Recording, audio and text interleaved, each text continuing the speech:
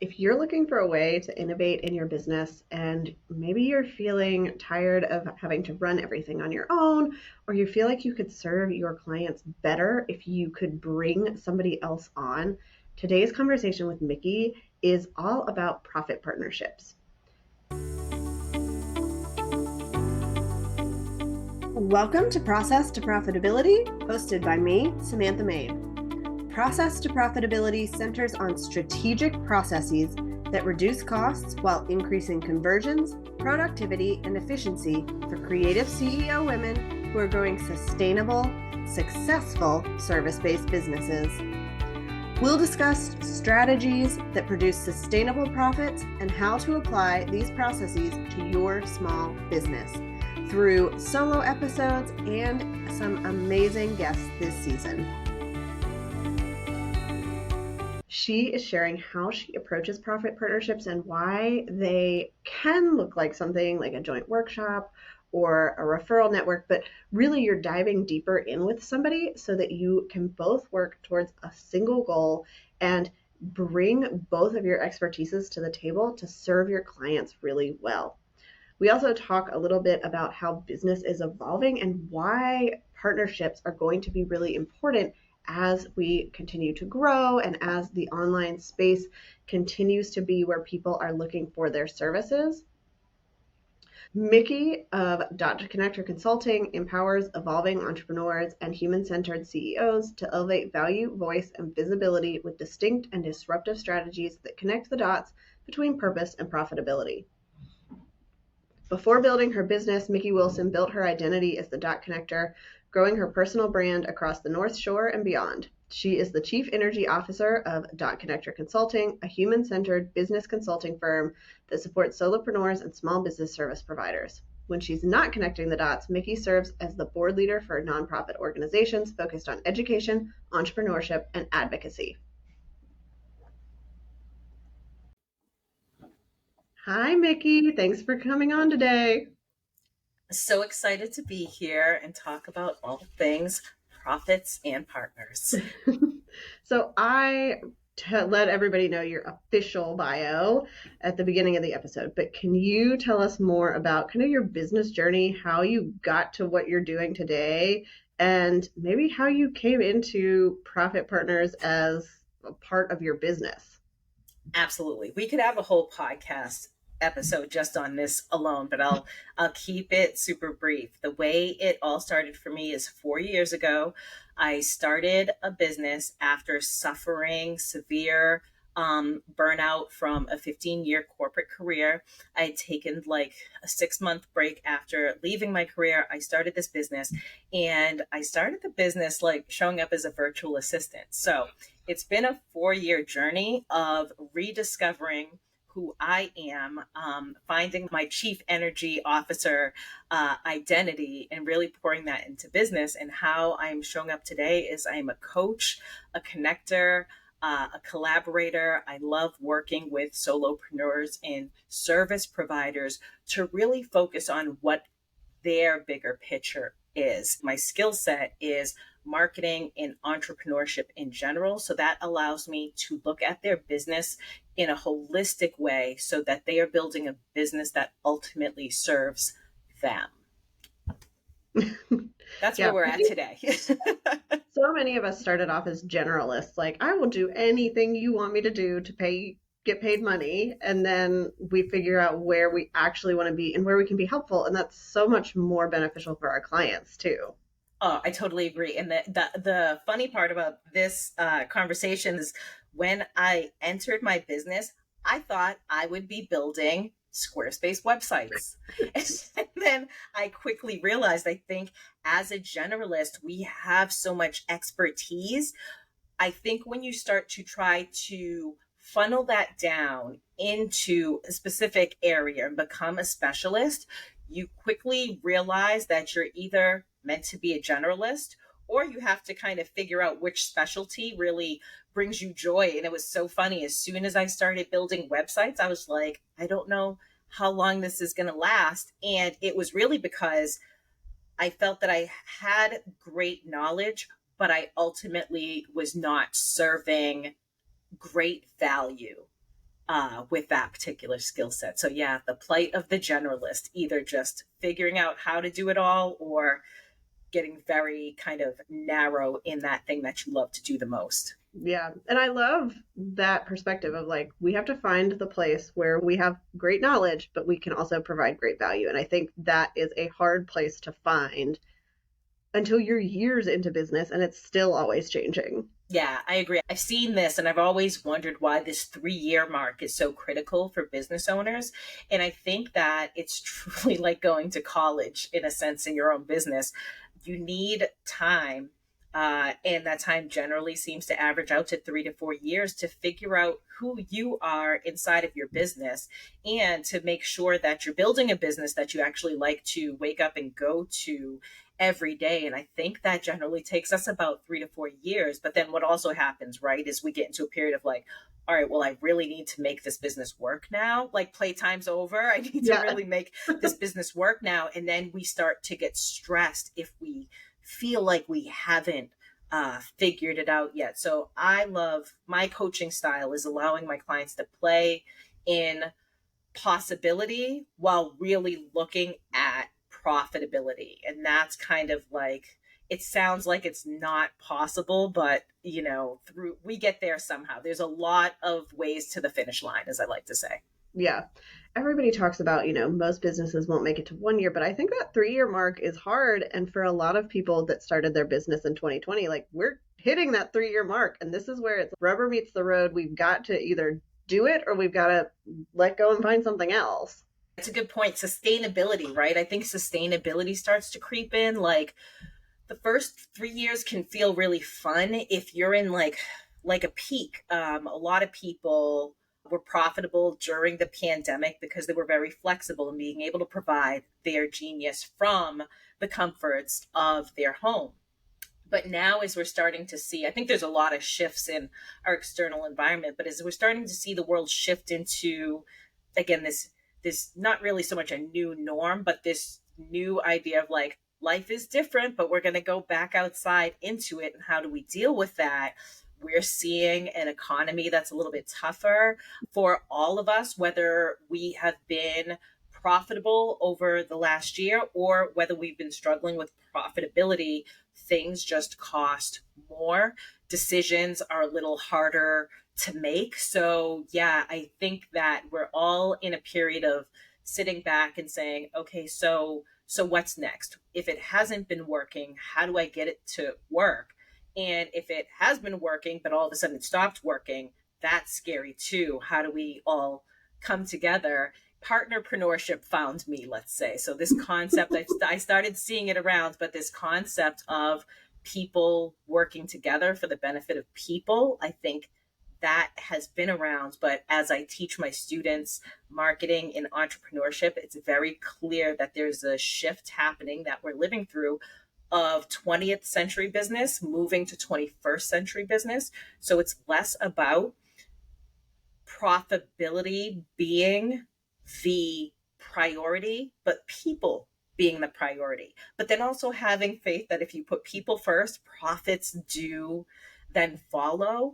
And so, yeah, it's just, I won't lie, like 20 years from now, it'll be interesting to look back on this period of time and just say, wow, we survived that wave. I think even for good times, right? We've seen the 6 and 7 figure entrepreneurs, even that was not easy achieving that. We just kind of it's always relative, right? We're always comparing ourselves where somebody else is at. Absolutely. And I mean, this whole little series has been talking about innovation. And I think that is what is going to make businesses survive and thrive is, are you willing to innovate? Are you willing to try new things? And I love that like you're approaching that from a people first standpoint and doing these partnerships. And that's how you found for your business and for other people's business and the people you're serving. Like it's all this big kind of connecting point where you are making it work and you're willing to try out different things. Yeah, I've always been a person, I don't encourage this, but some of my high achiever friends out here will hear me when I say this, but I've always been the person that kind of builds the plane as it's flying. totally calm and telling all my passengers, we're going to land this thing. Don't worry. Don't worry, because as a visionary, you always have the bigger picture in the back of your mind. But for people that really thrive on having their short-term goals set out in front of them so that they can get to that bigger goal that they sometimes can't see, it can be very scary hopping on a plane with no front wheels, or the front wheels aren't working. But I thrive on that because that's when my creativity kicks in. And I agree with you completely. We're in an age of innovation. And I believe that partnerships, whether you're co-creating, collaborating, or actually going into a more official strategic partnership, this is where innovation is born. Because until you get two geniuses in a room talking together and they have two different skill sets, then it's like they develop this baby product or this baby service that nobody's offered yet. So it's been really fun. And I've seen some of that happening within, our online sphere, and I've been part of that. I used to say this about marketing: can we just make marketing like fun again? Because I worked with so many people. Marketing can be very painful if you don't have a plan, right? But I would encourage people, like, what do you love about marketing? What feels fun to you?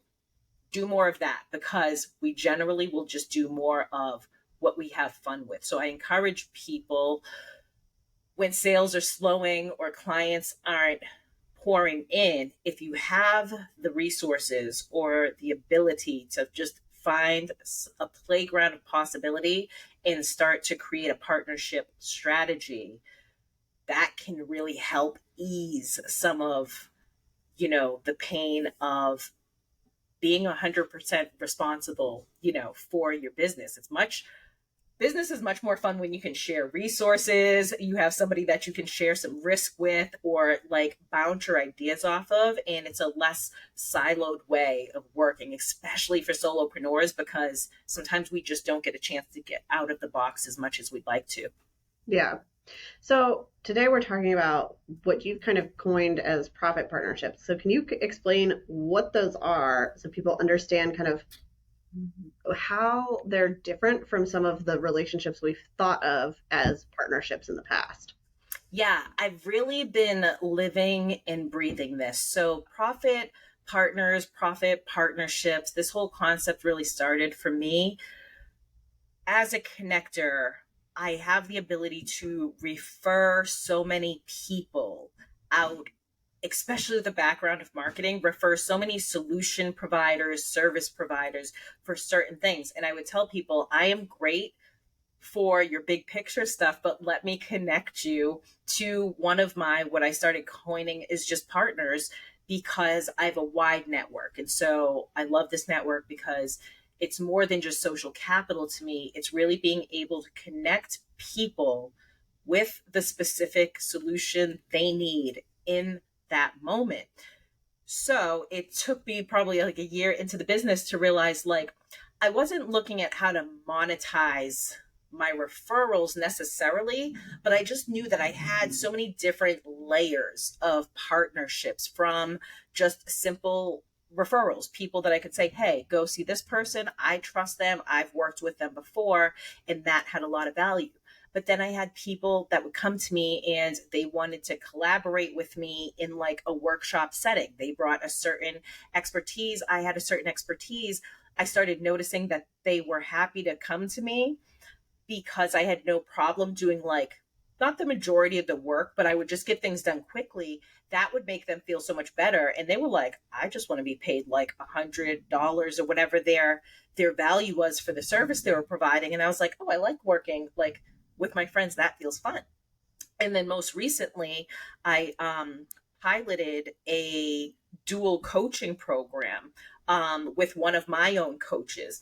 And the specific need there was really realizing that marketing and sales could be paired, so that entrepreneurs didn't have to pay two different people and apply two different methods. So profit partnerships was really born out of seeing that there was incredible value in working with people instead of viewing them as competition.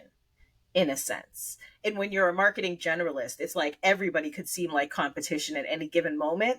And I just never was into that. I was just like, okay, so how can I work with everybody so that my clients can ultimately have their problems served? I make sure it's always just been my general thing, but I definitely put my clientele, my audience first.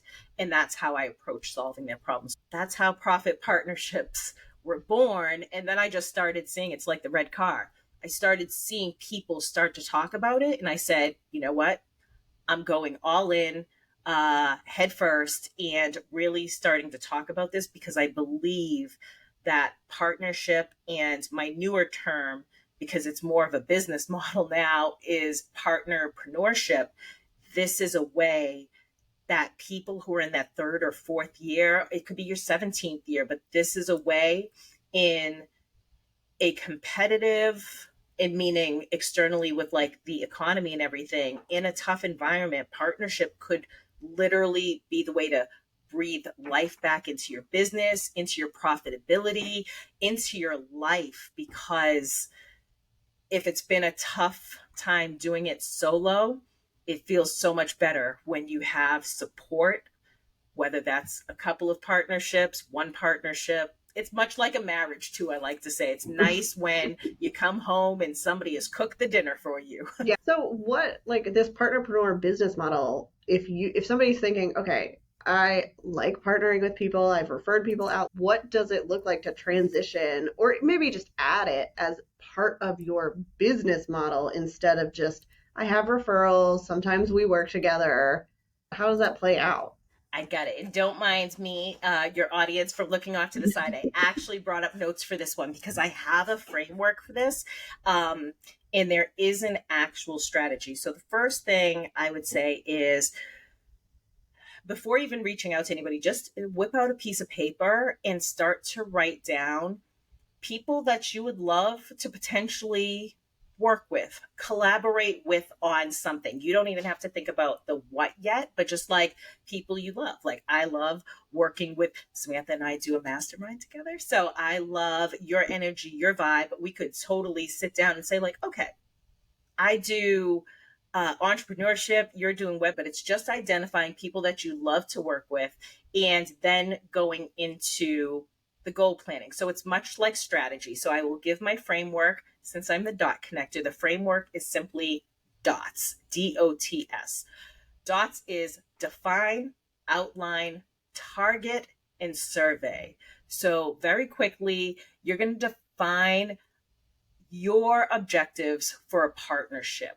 What goals or what is the objective you are looking for from this partnership, and be very clear with that. You might want to identify areas where you need support, where you need additional resources, capabilities that could complement your existing skill set. So just start to kind of define what a partnership would look like for you as it supports you and your business. The partnership should definitely feel very supportive. So you want to be very clear when you start to define your goals and objectives.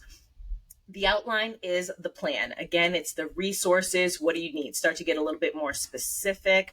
Do you need somebody that knows how to set up systems quickly? Are you a marketer? You would love to work with somebody that knows sales, because you know that once you teach somebody how to communicate the value, they also have to be able to capture the value. There's so many areas of business where there can be complementary things. The website designer and the copywriter, right? Coaches and consultants often have a symbiotic relationship, but you just want to outline how you can contribute to the partnership and what you expect from the partner in return. In a presentation I just did, I talked about marriage a lot because it really does. The partnership, it is a marriage of people coming together for a bigger picture, and to yield a better, brighter future.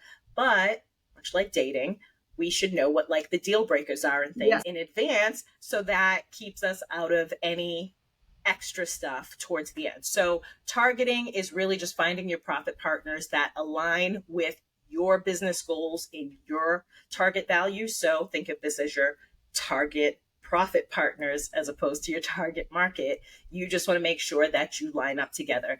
And then the surveying part is just assessing their reputation, their capabilities, and make sure it fits with your objectives. Reputations equal revenue in some cases. So I just tell people, make sure you check the person's track record. This is not, partnerships are not meant to jump into like overnight. You really want to connect with the person. You want to cultivate the relationship. A lot of communication has to happen. And then it's kind of, for me, a gut feeling like, I feel good about this person. And then you just create the things around you to protect that relationship as it grows to be profitable. Yeah. What's really important about your framework too is you are not starting with a person and saying, oh, I really like this person, I want to figure out a way to work with them, and trying to like force something. You're Right. looking at, I would like to add this to my business model. It would help me and it would help my clients. And then you're kind of figuring out, okay, what could that look like? And then going out and finding the person that fits into something.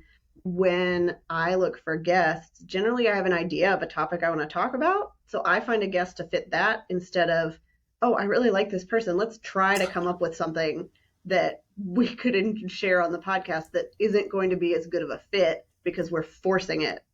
Yeah, especially with podcasting, relevancy is a great word, right? It should be relevant to your audience, relevant to what's going on in the world. So I say with partnerships, it should be relevant to you for sure, but definitely relevant to the audience. One of the things I evaluate is making sure my audience aligns with my partner's audience. And that ends up happening through the core values and everything anyways.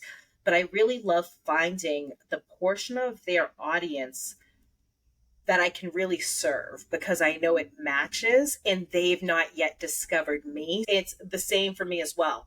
My audience, I know what their problems are, so I know other areas they can be served into. In doing all the outlining and creating your strategy, I would say one of the most important factors, besides, checking the track record, clear communication, you really want to make sure that the audiences match. They don't have to be the same exact audience, but there's going to be this subsection, this gray area where they come together and there's some crossover in there.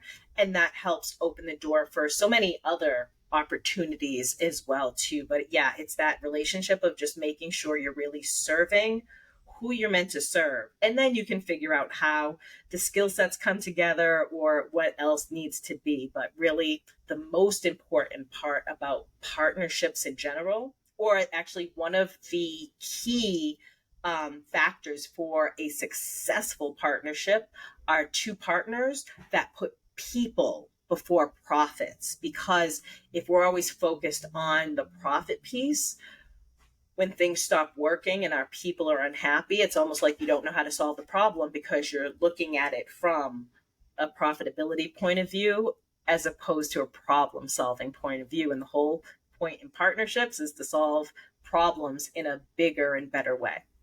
Yeah. So if somebody's listening and they're like, okay, this sounds really good, but I'm worried like there are some drawbacks because this is a different way of doing business. We haven't seen a lot of that. What should they be prepared for? Like, what are some of the downsides or the traps that people fall into? We've kind of gone over this, but I'll state this again. Not being clear on why you're partnering or what the outcome of the partnership or the collaboration is. I also think one of the pitfalls is we're going to hear the word partnerships a lot and come up more and more. Collaboration, yes, but we've always known what collaboration is. So I want people to think when they hear partnerships to think of collaborative partnerships because you're really not negotiating contracts and formalizing things until you've tested out a few things with this person.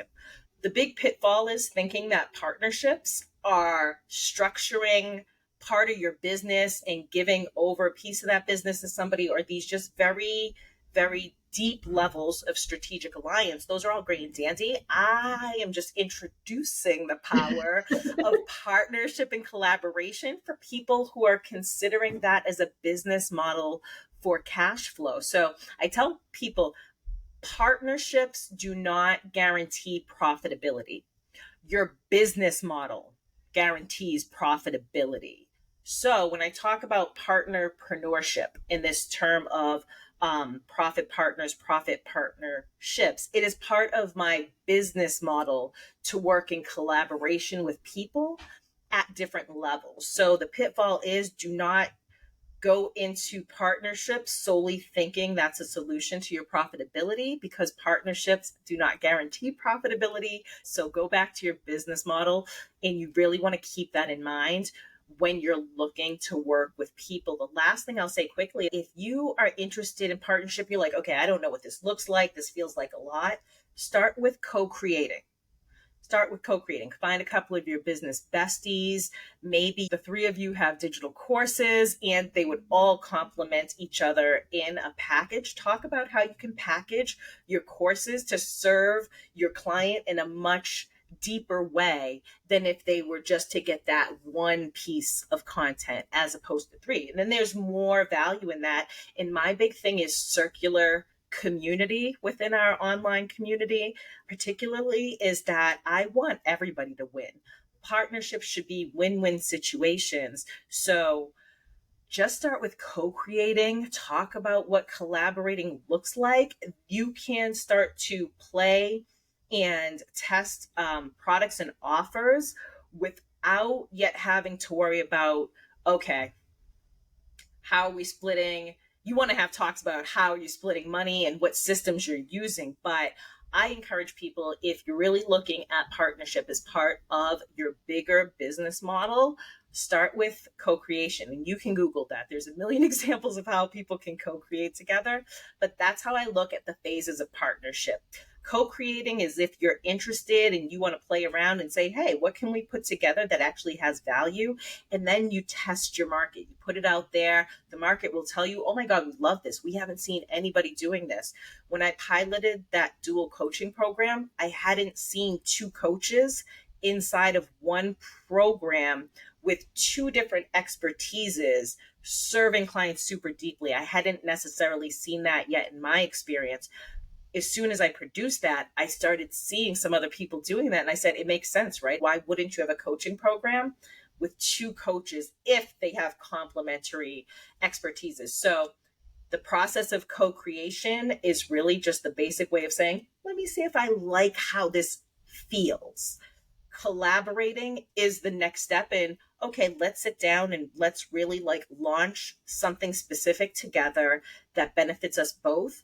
Once you collaborate successfully and you like that and you see a potential for something much bigger, that's when it's time to come sit together with your partner and look at the bigger picture of negotiating and formalizing. What is the percentage split? I ask people all the time, would you rather 50% of a watermelon or 100% of the grape? The watermelon to me represents partnership. So again, it's more value, it's bigger, it's more substantial, there's more to work with. It doesn't matter if you split the watermelon 80-20, 60-40, 50-50.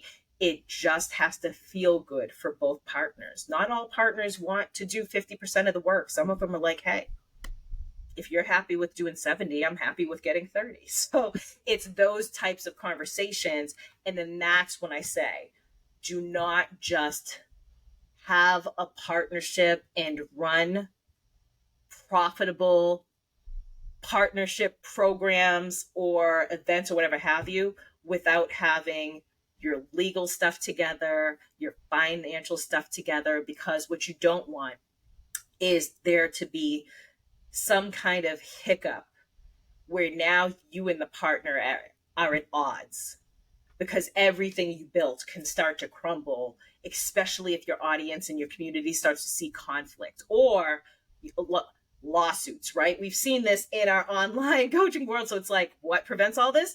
Great contracts and just making sure that we protect ourselves and the people that we work with, because it's so much easier, again, when you have open communication and you're very clear on the plan, it almost prevents conflict because there's no holes or gaps. So I say start with co-creation and then walk your way towards partnership.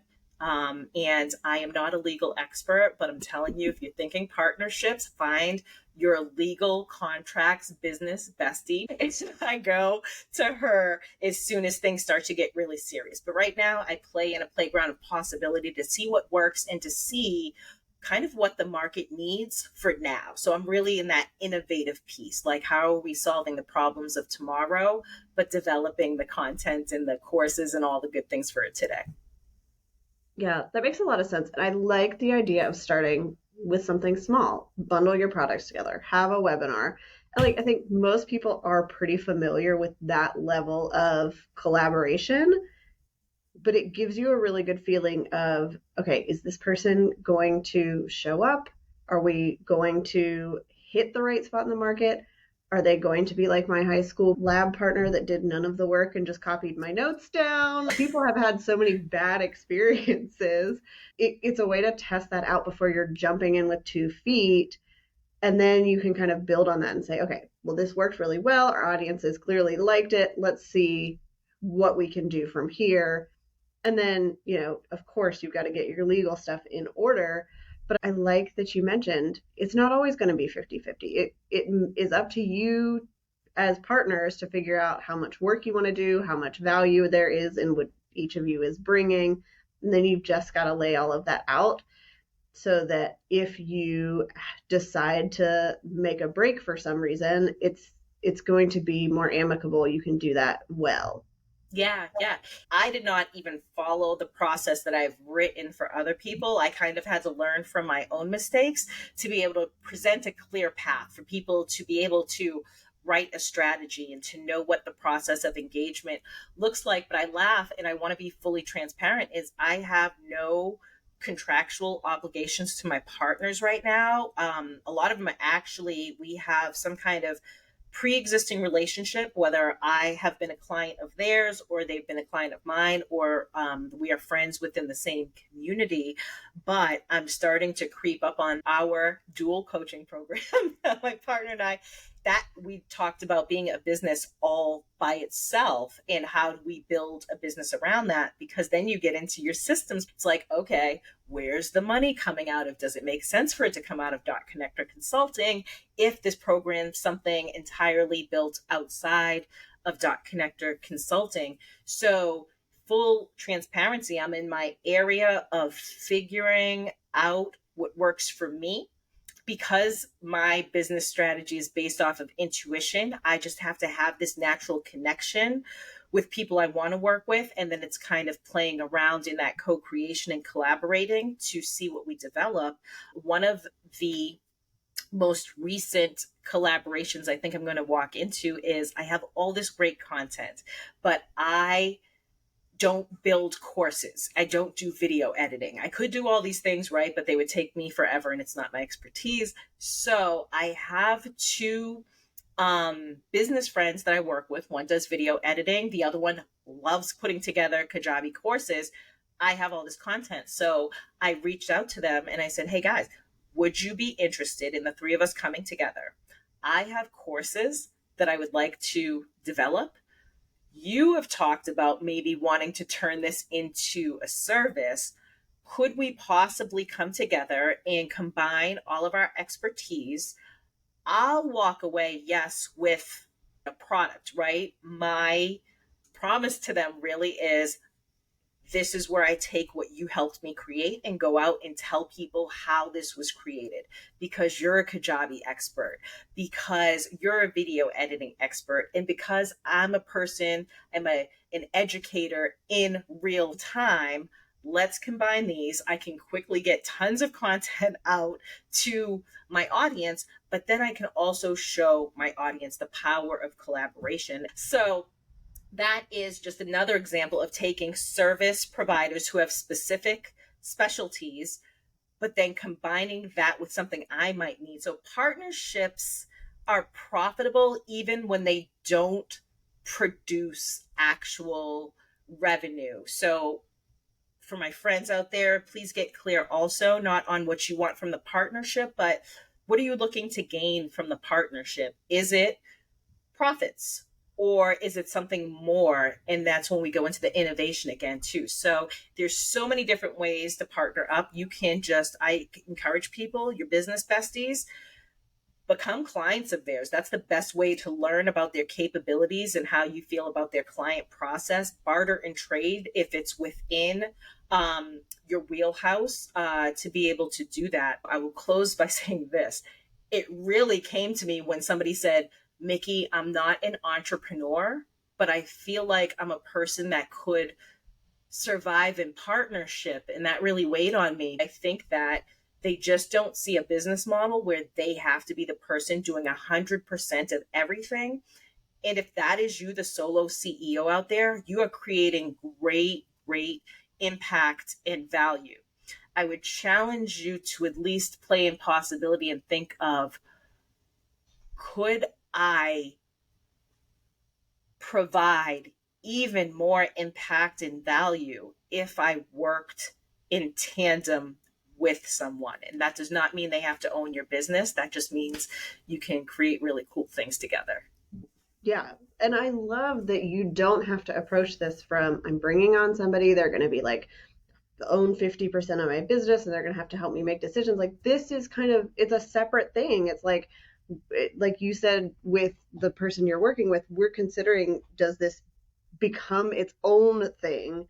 It's not taking over either one of your businesses and what you can do and how you're going to show up and serve. And so it doesn't restrict you into only doing one type of partnership or only doing this service for everybody. You can have so much more flexibility now within your business. Like if you just felt like you were stuck in a corner, this is all the services, I just hit a ceiling, considering being able to collaborate and have fun or just play with someone in that area of possibility, it's amazing how it will open a whole new set of doors to how you can serve people with your business. So yeah, all my fellow solopreneurs, step outside of the box, go play with your business besties. You'll create great things together. And if not, you'll still learn very valuable lessons throughout that process. I think it's so important, especially as online entrepreneurs, solopreneurs, service providers. Even just playing in the possibility allows us so much personal and professional growth. It doesn't always have to be about the profits or even solving the problem, but just seeing like what is possible inside of this business that we control. Well, because we're not inside of an organization where you're collaborating with people naturally, where you're inside each other's brains and you're like getting that back and forth. And so this is a way to do that. It's a step beyond like, okay, we're just biz besties and we Voxer each other all the time. Like, you're actually trying to do something together. And I think that can push you more than just a text message between different people. Yeah, there's layers of support, right? Sometimes we just need our biz besties to brain dump on and hear things. But after a while, it starts to feel like, oh, we're always kind of coming back and forth and we have these commonalities. That's actually like a great cornerstone for, hey, maybe you're meant to do more together since you seem to be able to relate in all these different ways. It doesn't always, I think, have to be front facing. Mm-hmm. You can collaborate on a way that's just like, hey, I'll keep serving my skill set genius from behind the scenes. And you can go out and take all the credit, or you can go out and take all the credit and then give me my cut, or you can just pay for the thing and then go out and use it. But there's the conversations are the most important part about the collaboration, because I really think there's probably not anything we can't create. It's just, why are we creating it?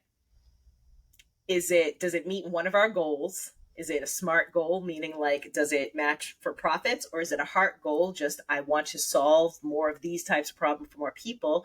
Once you're crystal clear on that, just kind of going through the process to get to the partnership. it's like dating. Please enjoy the dating part before you actually get to the marriage part. There's so much fun in that part, but sometimes we just stay focused on the longer term partnership. Partnerships could last for 6 months intentionally, they could last for 60 years. The great part about being an entrepreneur is you both get to write the rules in this opportunity. Awesome. Well, thank you so much for coming and chatting about this. I know it's giving people a lot to think about and explore and innovate with. So I am excited for them to listen. Where is the best place for people to connect with you if they want to learn more, if they want to hear more from you, if they just want to see what you're up to? Absolutely. There's always two good places, and I tell people use the one that you show up on the most. Instagram at Mick Connects Dots, and I'm sure we'll throw that somewhere, but it's MIK Connects Dots. And you can DM me. I have links in my bio, all that good stuff. Otherwise, just check out dotconnectorconsulting.com because we've gone on there. We freshened up some things, but I'm going to be listing upcoming events. You can sign up for my weekly email series. If you just want to get to know me, if we've not connected before, I just reopened on my website coffee chat. So feel free to book a coffee chat with me. We can connect if you're interested about collaborating or just talking more about what partnership looks like for you. Feel free to book a chat with me. Awesome. Well, thank you so much, Mikki. Thank you. Thank you. Thank you so much for tuning in to this episode of Process to Profitability. I'd love it if you would leave a rating and review on Apple Podcasts to help others find the show, and send me a message to let me know what is your process to profitability. You can connect with me on my website at lemonandthesea.com or on Instagram and TikTok at lemonandthesea.